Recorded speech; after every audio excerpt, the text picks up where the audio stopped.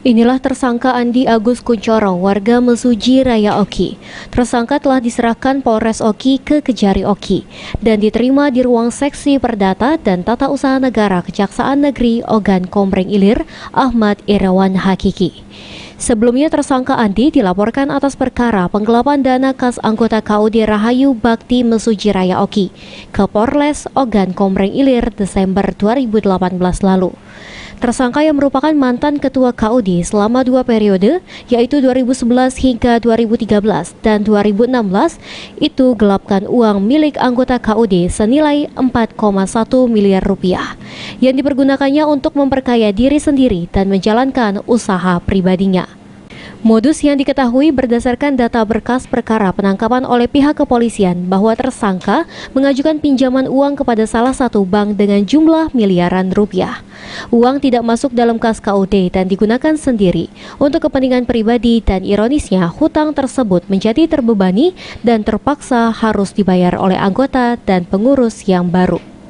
Kepala Seksi Perdata dan Tata Usaha Negara Kejari Oki Ahmad Irawan Hakiki usai menerima berkas perkara dari kepolisian mengatakan, terhadap tersangka diindikasikan juga ada tindak pemalsuan data karena dilihat dari isi laporan bahwa bukti fisik berupa uang tidak ada namun isi laporan sudah dinilai lengkap. Pihak Kejari fokus terhadap proses persidangan dalam waktu dekat dengan mendengarkan keterangan saksi dan fakta serta bukti lain dalam persidangan nanti.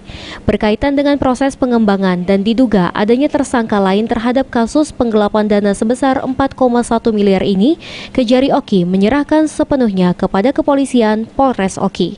Andi Agus Kuncoro dengan jabatan selaku Ketua KUD Rahayu Bakti. Di mana untuk kasus posisinya si Andi Agus Kuncoro sebagai tersangka ini dia diduga menggelapkan uang operasional KUD yang nilainya sekitar 4,1 miliar rupiah. Dengan modus dia dengan mencairkan setiap bulannya, yang mana setiap bulannya itu ada 2 orang yang bisa mencairkan sesuai dengan ketentuan itu. Jadi yang bisa mencairkan di KUD itu 2 orang, yaitu ketua dan bendahara.